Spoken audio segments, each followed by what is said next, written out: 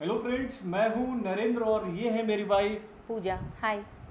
तो दोस्तों, आपको तो पता ही है कि इन दिनों दो फिल्मों की चर्चा हर एक सोशल मीडिया प्लेटफॉर्म पे काफ़ी हो रही थी, जो कि रिलीज होने वाली थी 12 और 13 तारीख को। यानी कि भैया मैं बात कर रहा हूँ शेरशाह की और भुज द प्राइड ऑफ इंडिया की। यानी कि भैया जो शेरशाह है वो रिलीज हो चुकी है अमेजॉन प्राइम पर 12 तारीख को, और वहीं पर भुज द प्राइड ऑफ इंडिया जो है वो रिलीज हो चुकी है डिज्नी प्लस हॉटस्टार पर 13 तारीख को।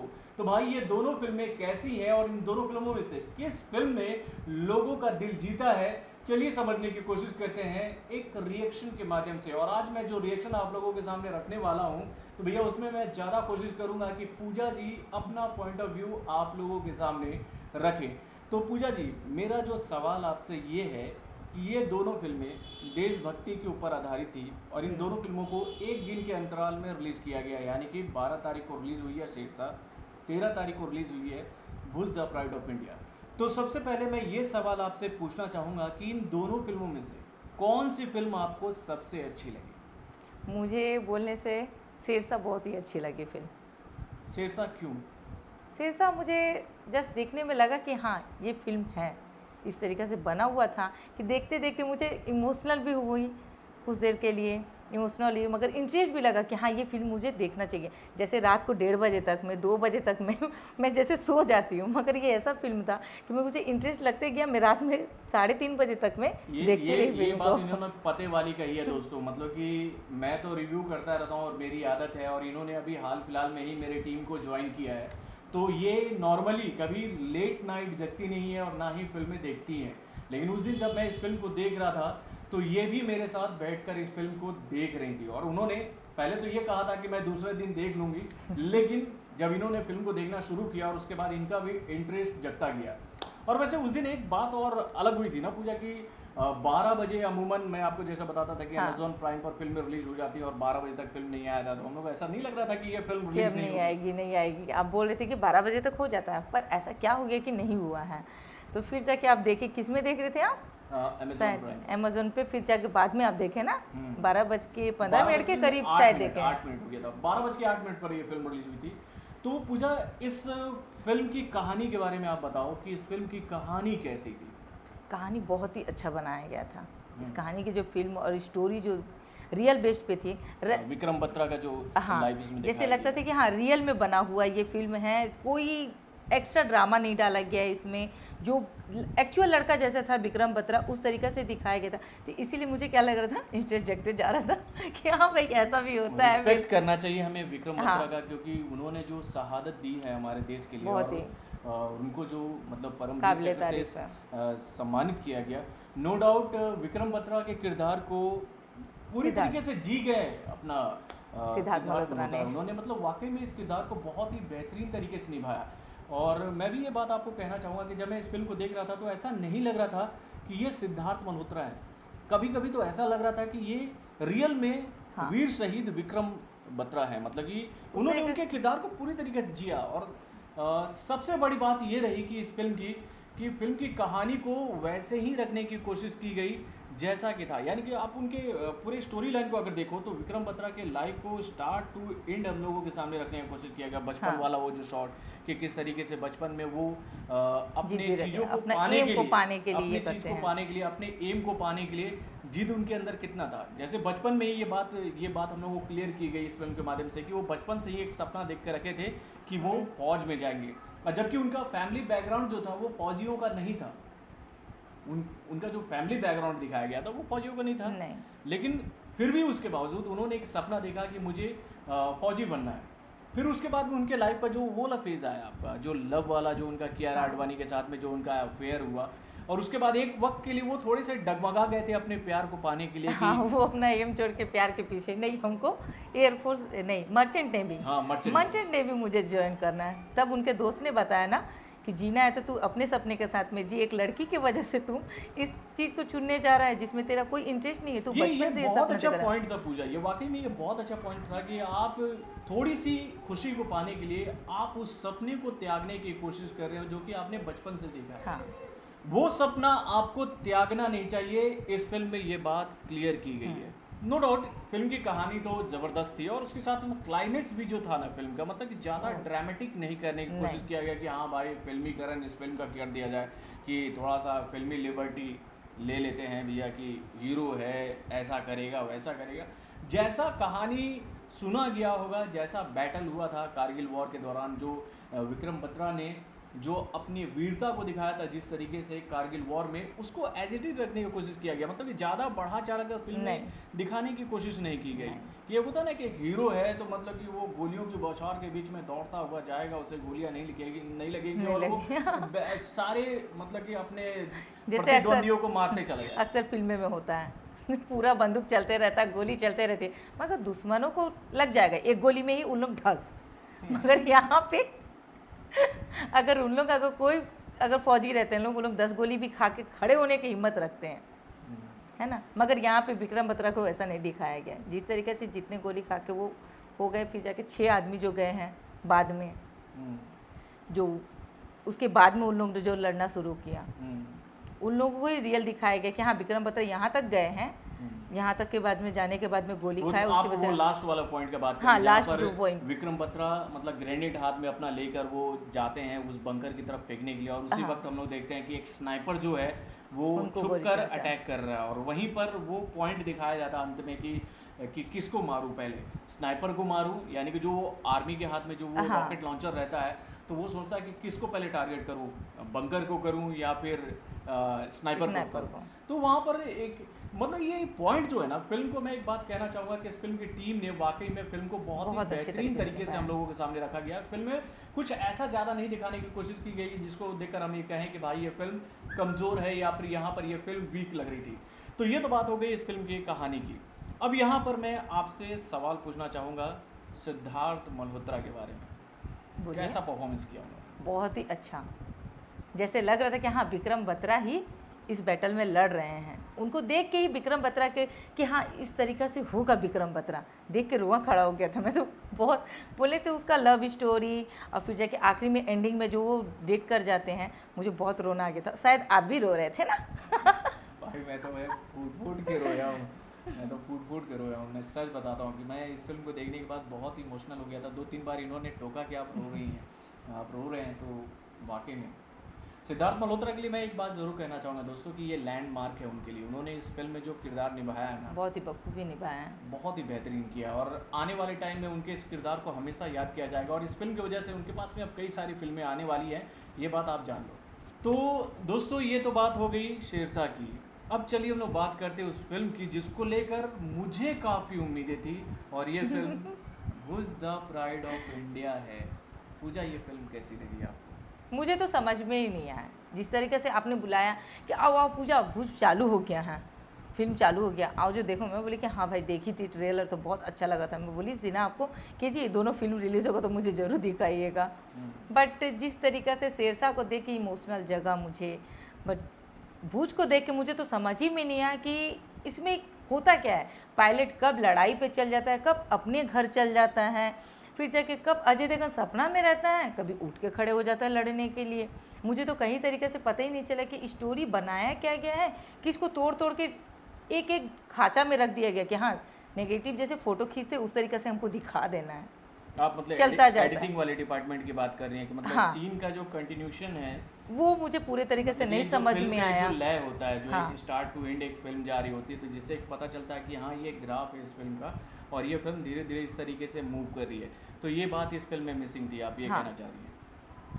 वैसे इस फिल्म का जो सबसे वीक पॉइंट अगर मैं आपसे सवाल करूं, क्योंकि कल जब मैंने इस फिल्म का रिव्यू रखा लोगों के सामने, तो कई लोग मुझे कमेंट के माध्यम से हाँ, मैंने देखा ऐसी था। बातें कही कि जो मुझे बहुत हर्ट फील हुआ दोस्तों। कि मैं अपनी बात आप लोगों को अगर बताऊं कि अगर मैं सच्चाई आप लोगों के सामने रखता हूं तो क्या मैं देशद्रोही हूं, क्या मैं पाकिस्तानी हूं?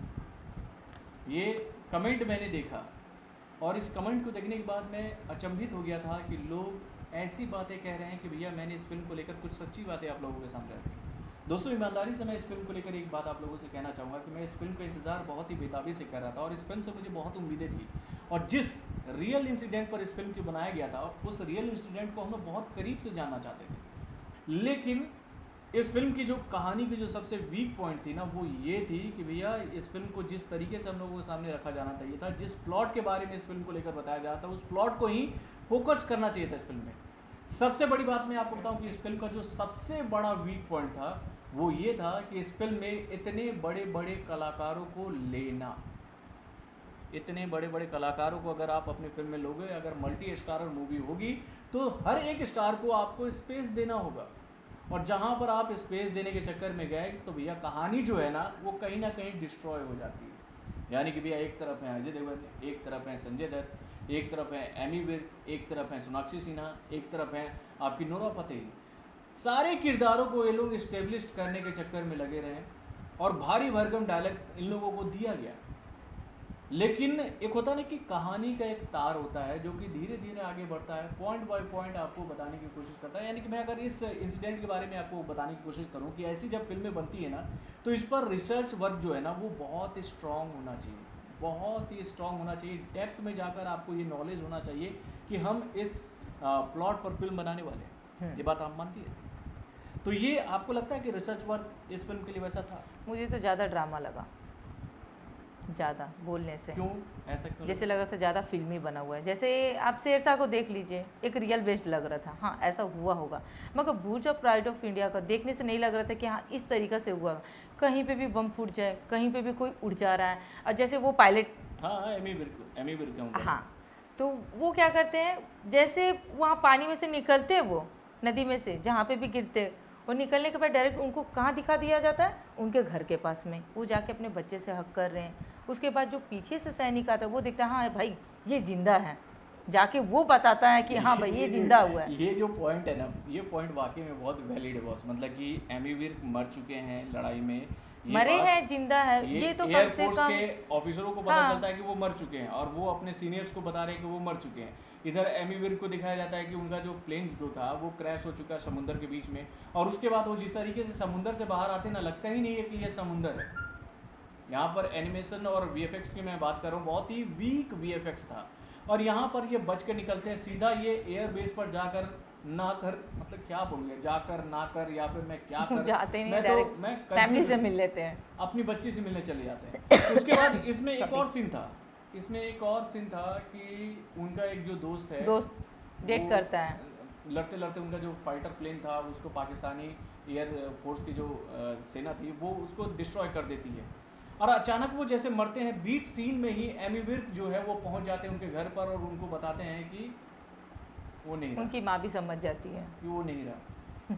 ऐसे सूचना तो कभी भी किसी भी मतलब कि सैनिक के घर वालों को नहीं दी जाती है, बहुत ही मतलब ऑफिशियली। और मैं एक बात आपको बताना चाहूँगा दोस्तों पूजा के बारे में, कि जो मेरे ससुर हैं वो खुद आर्मी में थे और ये आर्मी को मुझसे ज़्यादा जानती हैं, ये आर्मी बेस पर रह चुकी हैं। तो ये कई जगह पर मुझे ये बताने की कोशिश भी कर रही थी कि ऐसा नहीं होता है। इस पापा उस समय कारगिल युद्ध में थे उस समय हम लोग भी गए थे, पंजाब में गए थे, कहीं पे भी बम फूटे तो सब आंटी लोग बैठे रहती थी, मुझे बम फूट रहा है वहाँ पे, यहाँ पे बारात भी निकले ना, इतना दहशत था कि कहीं पे बम न चलता हो। इस तरीक़े से हो गया था सिचुएशन। सब आंटी लोग चाहे मम्मी लोग सब कोई डरी हुई रहती थी। उस समय हम लोग का पापा का पोस्टिंग पंजाब में था, जस्ट उनका मतलब कारगिल युद्ध में नहीं मगर दूसरे जगह उनका पोस्टिंग था जहाँ पे भी लड़ाई हो रही थी, पर उतना नहीं, जहाँ मेन सेंटर था वहाँ पे पापा का पोस्टिंग नहीं था। हम लोग जब गए तो पापा से हम लोग मुश्किल से 10 दिन मिले होंगे पापा से। फिर पापा आए, हम लोग को ले के गए पंजाब से लाने के बाद में इमीडिएट वो वहाँ से निकल जाते हैं। हम लोग मिलते भी नहीं है पापा से कि हाँ पापा के साथ में आए हैं ट्रेन से, फिर हम लोग को छोड़ने जाते तो भी हम लोग को छोड़ के तुरंत वहाँ से निकल जाते हैं। इस तरीके से था। ये कहना चाह रही कि जो फिल्म में दिखाया जाता है वो ज़्यादा फिल्मी था, लेकिन हाँ। रियल लाइफ में कहानी कुछ और थी। तो दोस्तों ये जो है ना, ये सबसे वीक पॉइंट था भुज द प्राइड ऑफ इंडिया का। सबसे वीक पॉइंट ये था, प्लॉट अच्छा था। दोस्तों एक बात बताऊं, एक कहावत इस फिल्म को लेकर मैं कहना चाहूँगा कि ऊंची दुकान फीकी पकवान। इस फिल्म में खर्चा बहुत किया गया, वॉर वाला जो सिचुएशन दिखाया गया हम लोगों के सामने, गोला बारूद बम पटाखे, बहुत सारी गोलियां वगैरह सब चल रही हैं, लेकिन उसका मीनिंग तब निकलता जब एक स्टोरी हम लोगों के सामने आता। हर एक कैरेक्टर को सही तरीके से इस्टेब्लिश किया जाता हम लोगों के सामने, और उसके बाद में किस तरीके से षड्यंत्र रचा था पाकिस्तानी आर्मी ने, किस तरीके से मोटिवेट किया गया पूरे गांव को, किस तरीके से वो सारे सिचुएशन क्रिएट किए गए कि 24 घंटे में ये कारनामा लोग करके दिखा सकते हैं कि ये एयरबेस जो कि पूरी तरीके से डिस्ट्रॉय हो चुका है पाकिस्तानी एयरफोर्स के द्वारा, मतलब उन लोगों ने जिस तरीके से बमबारी किया था उसकी वजह से पूरा डिस्ट्रॉय हो चुका है, तो इसको इस तरीके से हम लोग बना सकते हैं। ये फिल्म पूरे इस प्लॉट पर बन सकती थी, लेकिन ये फिल्म जो है ना, पता नहीं कब कहाँ क्या क्या हो रहा था। यह फिल्म की शुरुआत ही गलत थी। मैं इस फिल्म को लेकर एक ही बात बोलना चाहूँगा कि इस फिल्म की जो शुरुआत की गई वो युद्ध वाले सिचुएशन को दिखाते हुए कि भैया शुरू में ही युद्ध चालू हो गया है। कैसे चालू हुआ युद्ध, उसके बाद में कहानी थोड़ी सी पीछे चली जा रही है, कभी आगे आ जा रही है, कभी कुछ हो जा रहा, कभी कुछ हो जा रहा। इस वजह से ये फिल्म मुझे अच्छी नहीं लगी। दोस्तों, इसके साथ मैं आप लोगों से एक बात और कहना चाहूँगा कि कुछ लोगों ने मुझे कमेंट के माध्यम से ये कहा था कि भाई इसे तो राधे जैसी फिल्में पसंद है, इसे भुज द प्राइड ऑफ इंडिया जैसी फिल्में कैसे पसंद आएगी। तो दोस्तों, यहाँ पर मैं एक बात आप लोगों से कहना चाहूँगा कि भाई भुज द प्राइड ऑफ इंडिया से मुकाबला किया ही नहीं जा सकता है राधे योर मोस्ट वांटेड भाई का। भाई वो एक ड्रामेटिक फिल्म है यार, वो एक मसाला मूवी है, उसका जो जोनल है ना वो बहुत ही निम्न दर्जे का है। राधे को मैं बोलूँ कंपेयर करूँ इस फिल्म से, ये एक हिस्टोरिकल मूवमेंट था, और एक हिस्टोरिकल मूवमेंट पर बनी हुई फिल्म को अगर हम लोगों के सामने इस तरीके से अटपटे तरीके से हम लोगों के सामने रखा जाए तो दुख नहीं होगा क्या। भाई इस फिल्म को मैं देखने के लिए बहुत दिनों से इंतज़ार कर रहा था। जब 2020 में इस फिल्म को लेकर घोषणा की गई कि भाई ये फिल्म OTT प्लेटफॉर्म पर रिलीज होगी, तो भैया उस वक्त भी मैंने ये बात कही थी कि भाई इस फिल्म को क्यों रिलीज किया जा रहा है OTT प्लेटफॉर्म पे। इवन जब इस फिल्म का पहला टीज़र आया, उसके बाद जब इस फिल्म का ट्रेलर आया, मैंने इस फिल्म को बहुत सपोर्ट किया। इस फिल्म को लेकर मैंने यही बात कही कि भैया इस फिल्म का ट्रेलर इतना दमदार है कि भैया इस फिल्म को तो सिनेमाघर में रिलीज़ होना चाहिए था, ये बात मैंने कही।